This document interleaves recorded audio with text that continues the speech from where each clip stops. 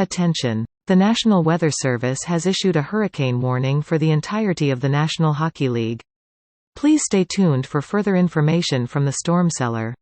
Welcome back. Special short edition of the Storm Cellar, but big news. The trade line has passed, Ray. Part of me is glad, can go back to my regular amount of heart medicine, my blood pressure medicine. I don't need to double up. But it's kind of sad too, right? Because it's a season in and of itself. But the Hurricanes, we've been asking for them to make a splash, right?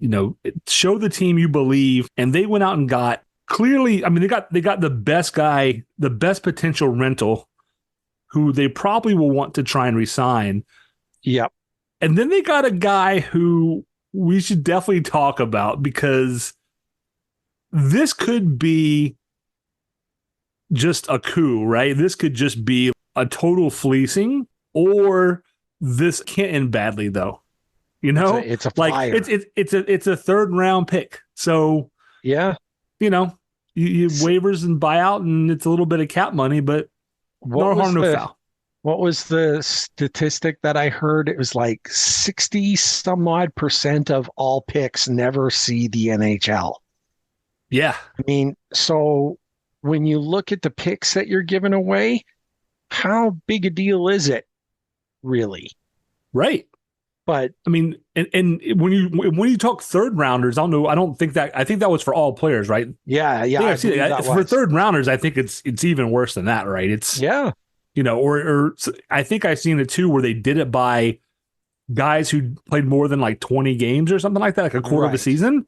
And it was it's not zero, but it was really low. Very, very small. It's a credit to the Canes drafting team, right? Who assessed the players, right? Because we had a lot of prospects, which is what was the difference in us, landing Guentzel. Right. To get Jake out of Pittsburgh. And did you see Sid? Sid was torn up. And I'm not a Crosby fan. I appreciate the talent, but I think he's a whiner. I almost felt bad for him. I was very close. Yeah, I did. I was like, holy cow. And it makes me think that but now I'm getting way ahead of it. He may not be a Penguin for his whole career any longer, based on what I saw today and his reaction. He might be willing to move on, because Pittsburgh's got a tough way to go to turn things around. I think he loves that organization enough to know that if they're not in it next year, ship me out, rebuild. I want to leave you in a good position. Yeah. And then, that's, you got to admit, that's pure captain stock right there. But so the man of the hour, right? Yeah. Jake Guentzel. And we've heard Guentzel, we've heard Guentzel. It's not Guentzel. So we're going with Guentzel. Yeah. And I if that's not right, somebody correct us. Yeah, I heard a lot of media folk saying that. So that's kind of the way we'll go with it.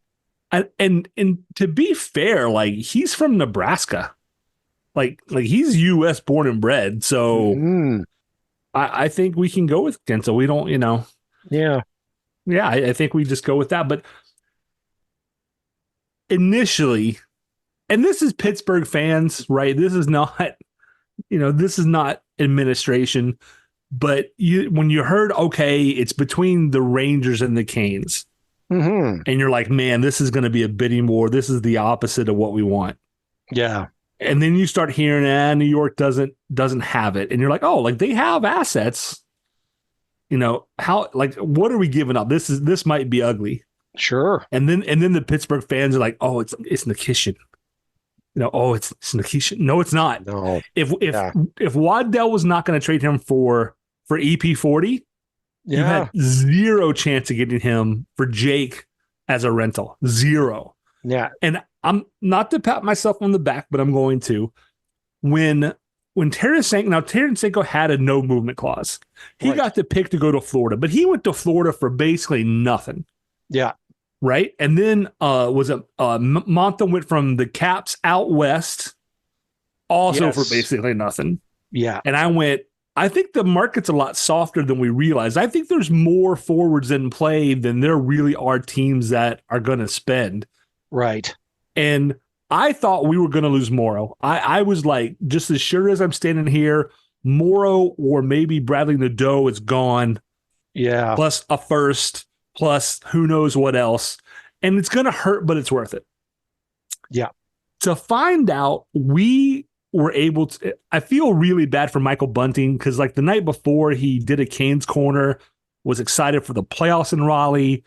He was finally starting to feel it. I feel really bad for him, but not that. I mean, but he's a guy that I can step back and go, hey, thanks for giving us, mostly your best, because I think he's certainly one of the guys listening to Rod today who was one of those guys who maybe wasn't buying in. Yeah. So to get Guentzel for Bunting, Ponomarov, who we loved, right? Yes. But Ponomarov, he's still probably a bottom six, maybe a middle six forward at best. He's not going to be a top three guy. So as much as I like him, we're not mortgaging the future, right? That's what we said not to do, right? Then we have was it Koivunen? Koivunen. Yeah. Yep. And then the rights to Cruz. And a first round pick if we make the Stanley Cup Finals. If not, we're going to give them Philly's second round pick. So beautiful. Worst case, you got him for Bunting, Ponomarov, and a second round pick. And I'm happy to give them the first round pick because it means we're playing in the Stanley Cup Finals. 100%. And they're keeping 25% of his contract as well. It's $4.5 million in, $4.5 million out. That was, I don't want to say it was a fleecing yet. I did say that, but that was probably a little strong. Like, I was emotional. We just won a game. It was like 1 in the morning. But if they can re-sign him and he can put up the numbers here along with Aho, that he did with Sid. Yeah. Basically a point per game guy this year in the regular season. And he was 52 points in 50 games this year before he hurt his hand. Mm-hmm. And he's a perennial point per game guy in the playoffs. Man, oh man. He was the best rental on the market, and Don Waddell got him for, I don't want to say nothing because I love Ponomarov. Yeah. He got him as cheaply as you could get him. Yeah. I can't believe it was that cheap. What are your thoughts? I've been talking. I've been all talking. No, that's okay. I envisioned that the cost would be a lot more. Frankly, I'm surprised we did anything. This is what we wanted last year to happen. And we ended up getting Ghost Bear. The Ghost Bear, he played well. We enjoyed it, but it wasn't enough it didn't move the needle for me anyway. Mm-hmm. And I had wanted something more. And it was funny, the press conference for GM Don Waddell, he had said, really, if I hadn't landed Guentzel, I might have been run out of town. And it's like, no, I don't think the fans would have run you out, but we would have had some serious questions for you. Mm-hmm. And then, here's an interesting point for you, Brad. This is what we wanted last year. Mm-hmm. When Bo Horvat was available. I wanted to bring him in. The Islanders went out and got him. They were our first opponent, and we erased them. This year, the Islanders didn't do anything. Yeah. It's a weird switch of play. You know what I mean? It's a weird kind of switch between the two teams. They gave up all their firsts for the next couple of years to land Horvat. They're in. Oops. Yeah. Oops is big. Yes, no question. I can say that because we got Guentzel.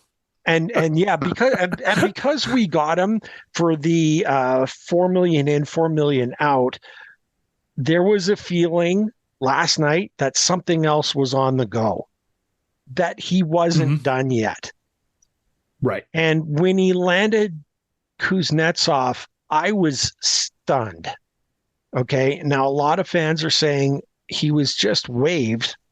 Why why were you interested in trading for him after he'd Right. already been waived? And they're thinking on the skill level, playability level, and so forth.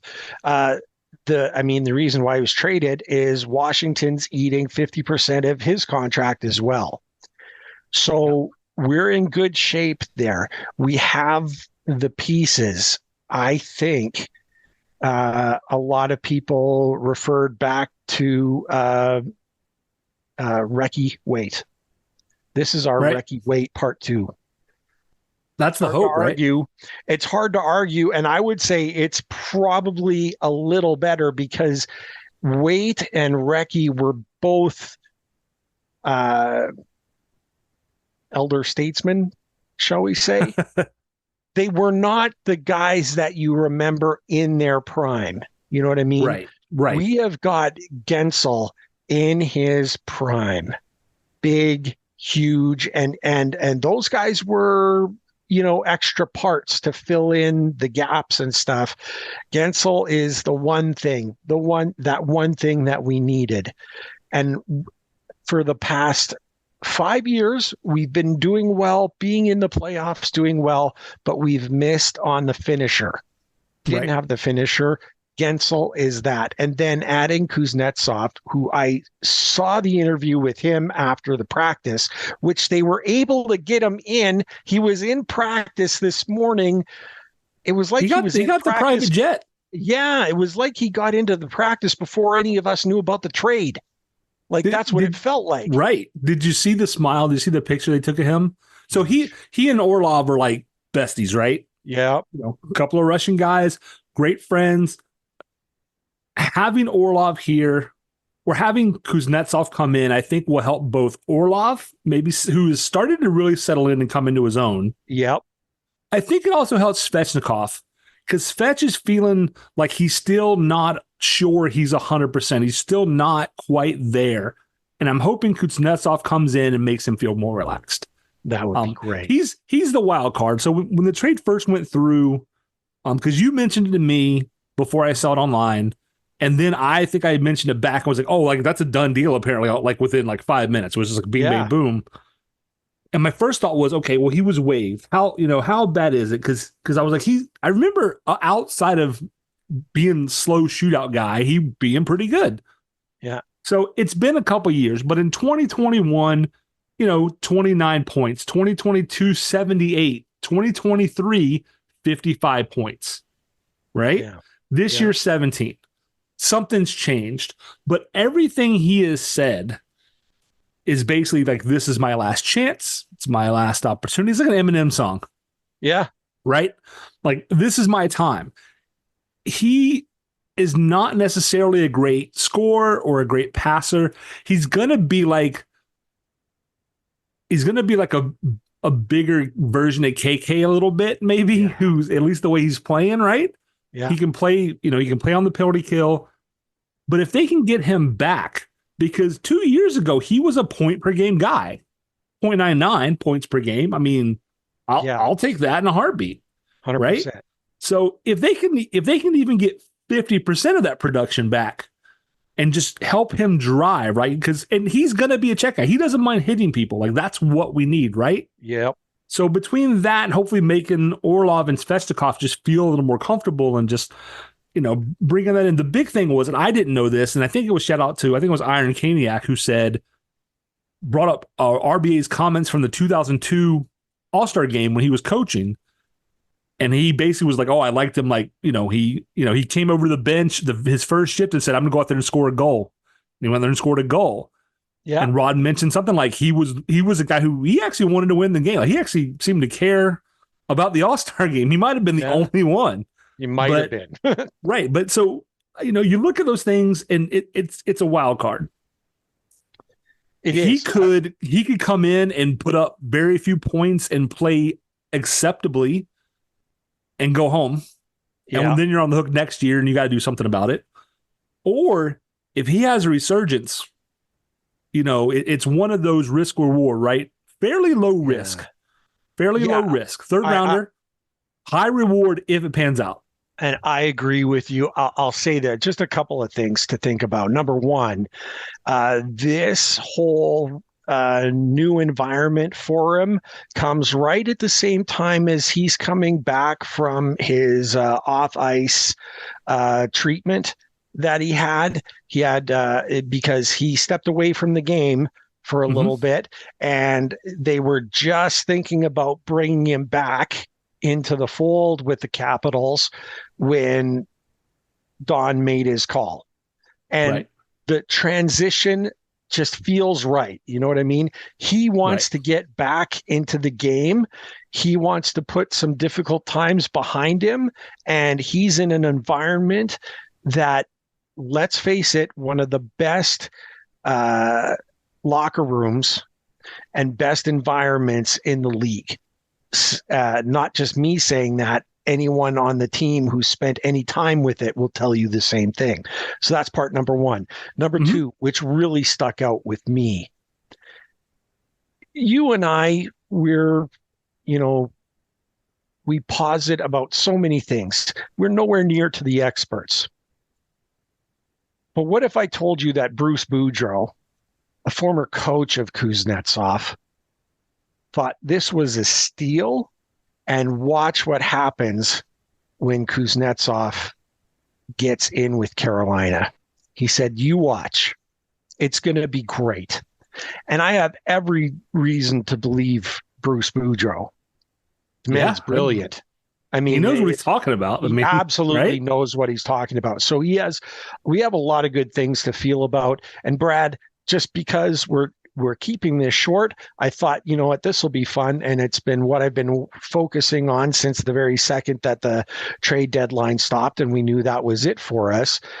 We should also mention Ty Smith. Yeah. Ty Smith. Yeah. Kind of a throw in, but so I'm going to say one thing. I'm going to jump around here for a second. D'Angelo, Lemieux, Raanta all waived yesterday.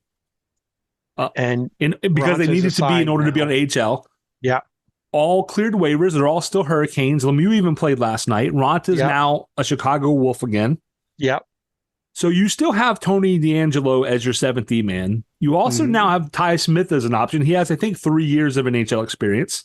Yep. So it's not, it's in some ways it's kind of a throwaway, but I think the fact that they picked him up and it wasn't just Guentzel is important. Like, I think if you see a 7D man, Ty might be your guy, maybe. And he is offensive minded. You know what I mean? Yep. Like, he's a smaller guy, offensive minded, maybe a little bit better on D. We don't know as much about him. He's kind of the lost player in all of this, but I think he's going to want to make a statement for himself here too.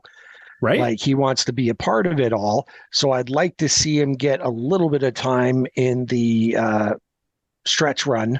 20 games remaining, starting tomorrow against New Jersey, real early in the day at 12:30 start time on that one. So we're not going to see Guentzel. We're not going to see Kuznetsov. I can't imagine Kuznetsov is going to be in the lineup tomorrow. If he is, I think he is. Is he? If he's in the lineup, wow. Yeah. And Guentzel's according to Guentzel, he's close. Yeah. So Guentzel today is your second highest point getter, by the way. Yeah. In like a dozen less games than Seth Jarvis. So there you go. Sorry, Seth, we're not cracking on you. Yeah, not cracking. And we're just sorry, this is kind of a brain up for everybody listening. Both of these guys have Stanley Cups.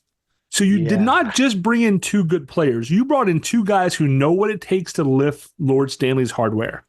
Yep. Much like Waite and Recchi, right? We're going back to the, what is old is, new again. Yeah. These guys know what it takes. At least with Kuznetsov, I think he knows this might be his last opportunity, because if he doesn't do something, he's probably out. Yeah. Guentzel's got time, but he seems like the kind of guy who also he's going to want to win, right? He I'm sure is happy to be somewhere where, he can make an impact because he knows that, Well, they have I mean, other teams got better. Vegas is a whole story unto itself, but Vegas at the very last moment got Thomas Hurdle, who's on LTIR. Mark Stone is on LTIR. Like half their team is on LTIR. They will all be back for the playoffs. Oh yeah, and first game. You might have to go through them. I hope, beyond hope, I just hope they just get wrecked in the first round or second or third. There's suggestion that they might not. They have a chance. Like they're the second wild card. They might not even make the playoffs. And could you imagine that? Like I mean, you're gonna have to use your imagination. So the Flames have a game in hand. Yep. And if they win it, they're still 4 points behind. So it is really close, right? I don't know if they have any head-to-heads or anything like that left, but I mean, and Calgary's as funny as it is to like make fun of like the Leafs and stuff, can you imagine making the moves that Vegas did and then missing the playoffs? I mean, that would be, all the Caniacs, I think, or at least, we would find at least a little humor in that, right? Brad, we knew, we said, okay, Raymond, we got to keep this short, 15 to 20 minutes. I know we're past that by now, and we still haven't gotten to our lineups. So let's save the laughter at Vegas and the other moves in around the league, because there were some other moves. A lot of teams. We'll definitely talk this week. We'll talk about it this weekend, but let's go over our projected ideas for lines once Kuznetsov and Guentzel are in the lineup. Okay. Yep. And I'm going to throw mine out there. Yep. Right away, very quickly. First line, I have Guentzel, Aho, Svechnikov. The gas moving line. Svech to the right side. Okay. Yeah, moving them to the right. I then have Kuznetsov, Teravainen, and Necas together. Okay. We're leaving Martinook, Stahl, and Jarvie because if it ain't broke, don't fix it.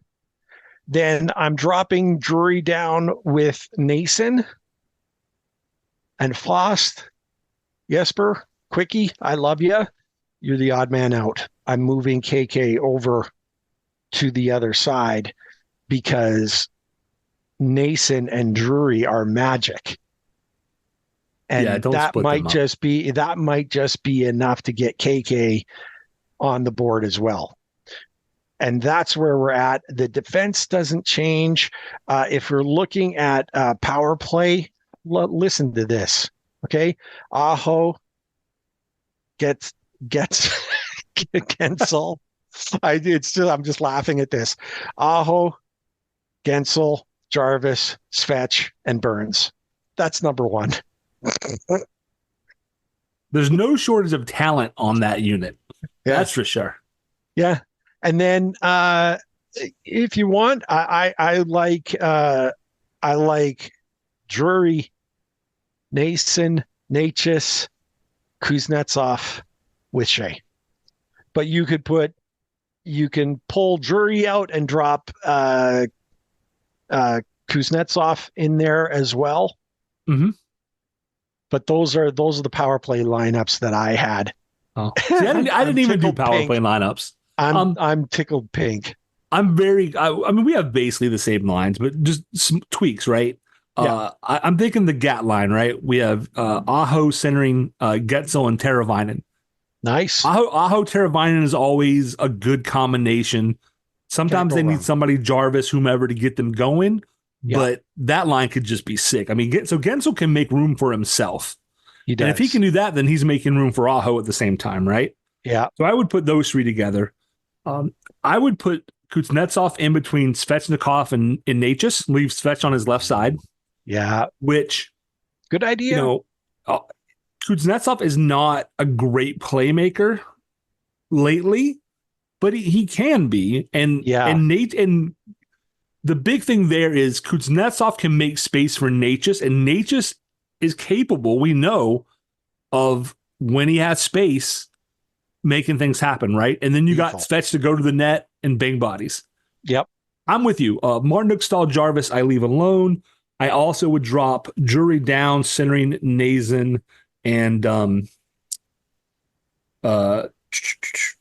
do you leave out?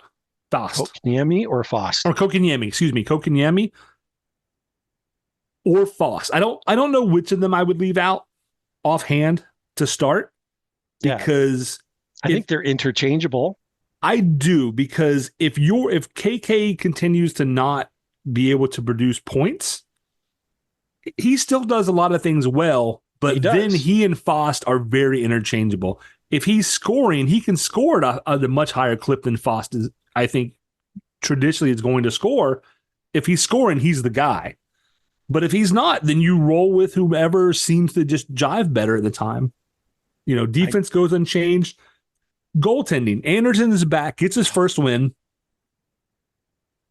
Raanta's in Chicago, so you're back to 3 goaltenders. They're going to carry 3 goaltenders. Yep. I don't think that's even speculative at this point. I think that's a definite.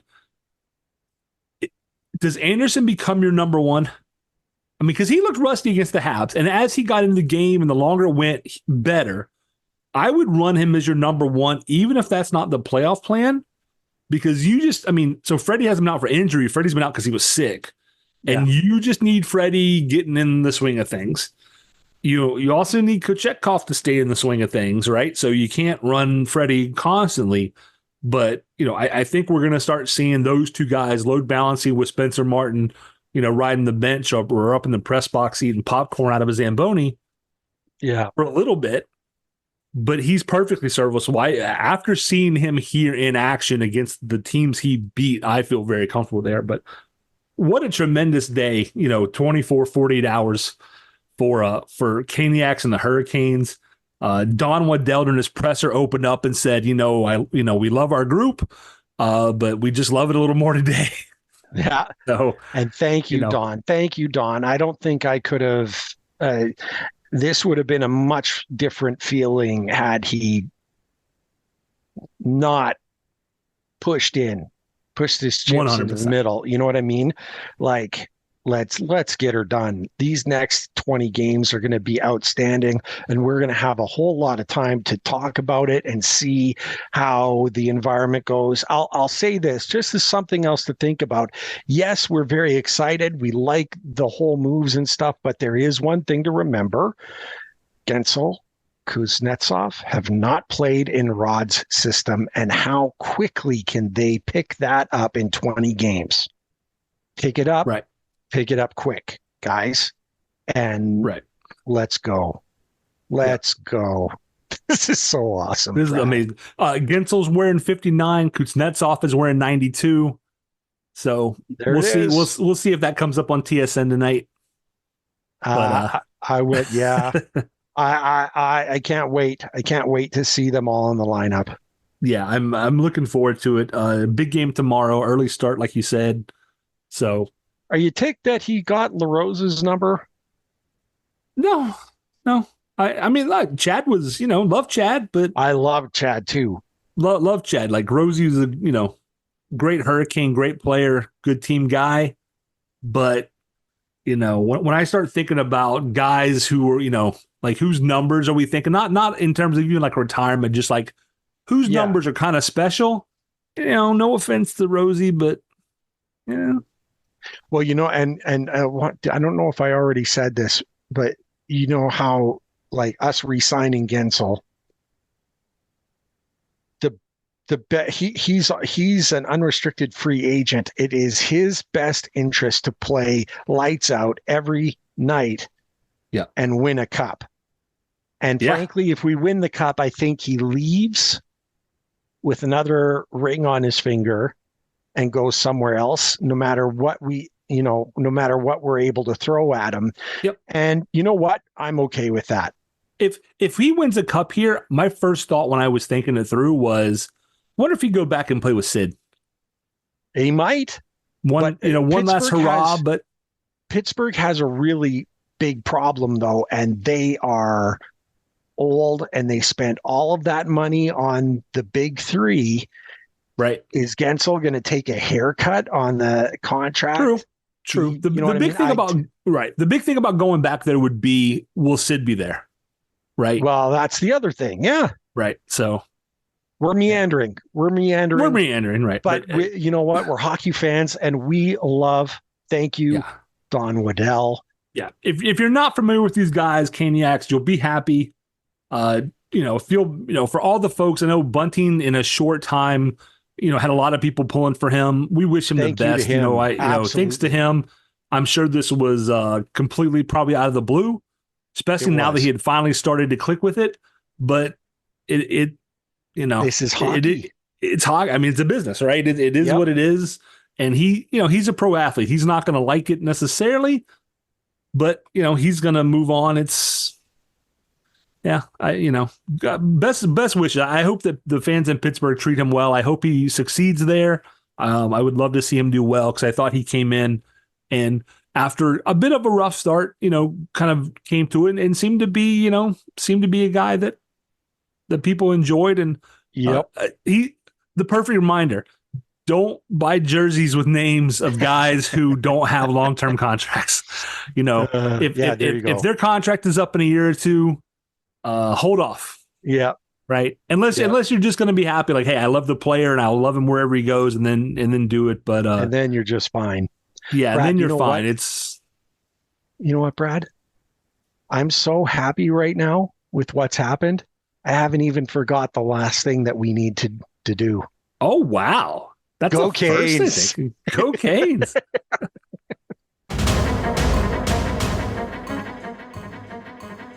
Thank you, everyone, for tuning in. Ray and I greatly appreciate your support in helping us produce an informative and fun podcast. As always, we'd like to say that we believe hockey is for everyone. Whether you're a Caniac or a bunch of jerks, doesn't matter, as we're just a couple of jerks anyway. We would love to hear your questions, comments, and suggestions. We will do our best to answer anything hockey-related.